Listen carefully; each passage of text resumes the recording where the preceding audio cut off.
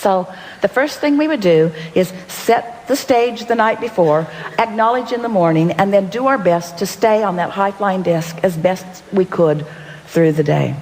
We've written book after book after book and filled them with process after process after process, all with the intention of helping you to release resistance. And all of them are effective. The better you get at understanding how these laws of the universe work, the more you can apply these processes. Recently, we've been saying to you, and we mean it with everything that we have, don't work too hard at trying to get back on the disc, because once you fall off, there's enough momentum that almost any struggle or effort that you offer will be counterproductive to you. Because we love you so much, you get defensive. We love you so much, you try to justify. We love you so much, you try to explain to somebody who's not even asking. Well, you see, why I'm not on the disc is because of that and that and that and that and that. The less airtime you give to the explanation of why you don't feel good, the less you'll hold yourself in that other momentum that is counter to what you want. So we just be as happy as we can be, as long as we could be, and then when you're aware that you have fallen or that you have chosen a different disc, then we would apply these simple techniques. We would say to ourselves, I'm aware that I'm not really where I want to be, and I'm aware that any attention I give to being where I don't want to be is just going to practice that vibration longer. So I'm going to do the best job I can of distracting myself from whatever it is that is at the heart of this newfound, less than positive, somewhat negative emotion. Then these are the tools that we would utilize in this order.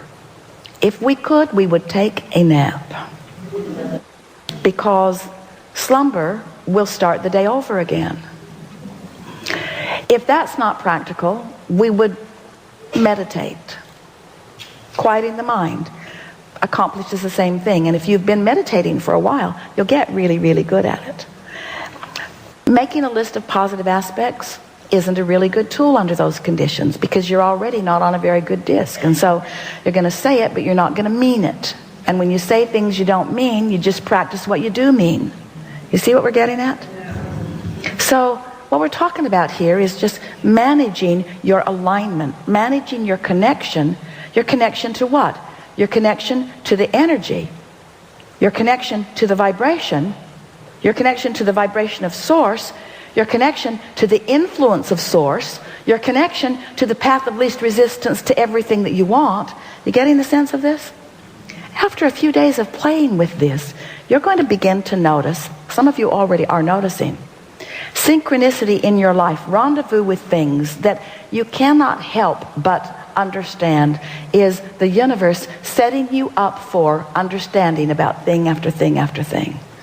Esther said, I need to start writing this stuff down, because it's happening with such speed that it's intoxicating, first of all, to see how many things that the universe can orchestrate that equal, for Esther, evidence of that alignment. We wanted to say earlier in the conversation that what life is for all of you is this moment and how you feel, period.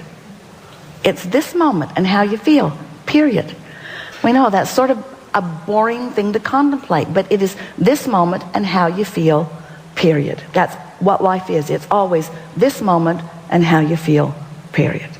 And when you start at the beginning of the day caring about how you feel, noticing how you feel, and tending to how you feel, and then have awareness of how you feel, you're off and running in deliberate creation, the likes of which almost nobody that you ever know will be doing. In other words, just that little bit of conscious awareness at the beginning of the day, and then anything that you can do.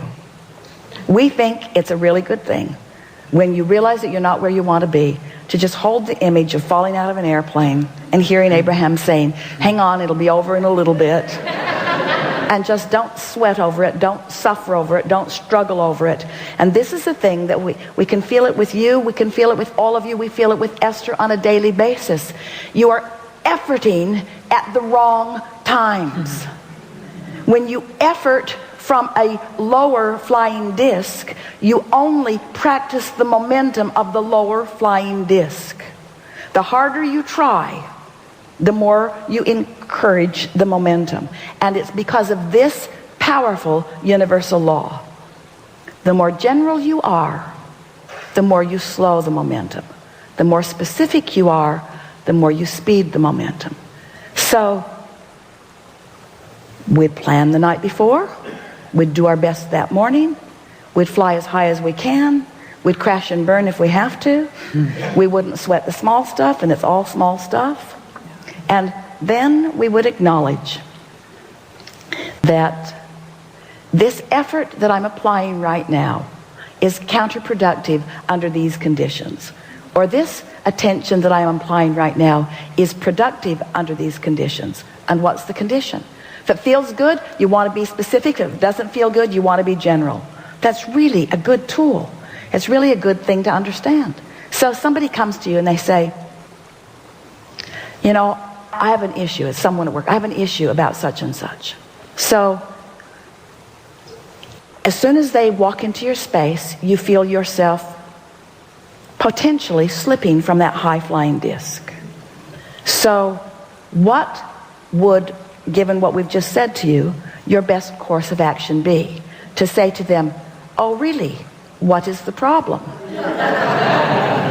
More specific.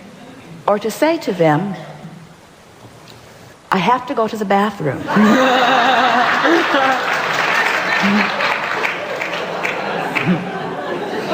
Or to say to them, you're one of the best problem solvers I've ever known. Let me know how it turns out. Or to say to them, I'm on a high-flying disc.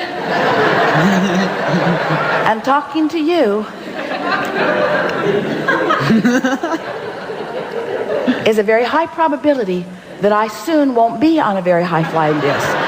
Now let me explain to you about the high-flying disc. I want to be on the high-flying disc. You want me to be on the high-flying disc. Now, most people aren't ready for this conversation.